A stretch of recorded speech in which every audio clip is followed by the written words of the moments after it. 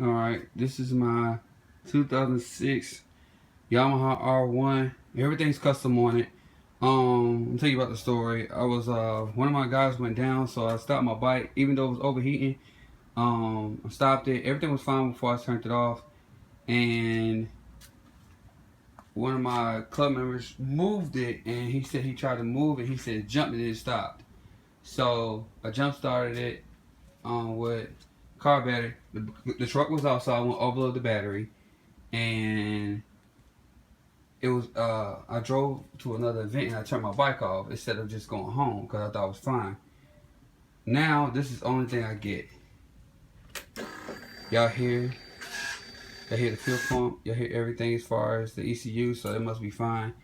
The only thing I can hear is this.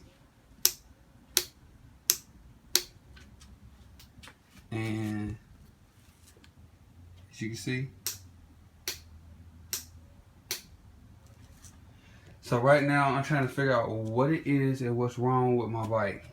I'm trying to get I changed the stator and the rectifier, so right now I'm trying to figure out, like, is there a common reason why this bike is doing this? If anybody got any suggestions, please let me know.